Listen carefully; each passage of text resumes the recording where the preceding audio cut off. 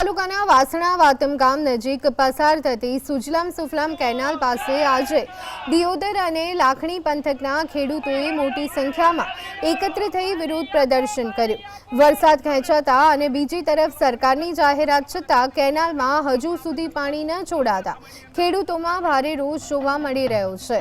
ખેડૂતોનું સ્પષ્ટ કહેવું છે કે વરસાદના અભાવે તેમનો ઊભો પાક સુકાઈ રહ્યો છે અને સિંચાઈના અભાવે ખેતી પર મોટું સંકટ ઊભું થયું છે।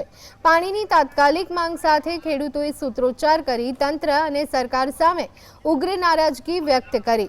આક્રોશિત ખેડૂતોએ તંત્રને અલ્ટિમેટમ આપતા ચીમકી ઉચ્ચારી છે કે જો આગામી ટૂંક સમયમાં કેનાલમાં સિંચાઈ માટે પાણી નહીં છોડાય તો તેઓ ચાંગા પમ્પિંગ સ્ટેશન ખાતે વિશાળ સંખ્યામાં એકઠા થઈ ધરણા અને ઉગ્ર આંદોલન કરશે।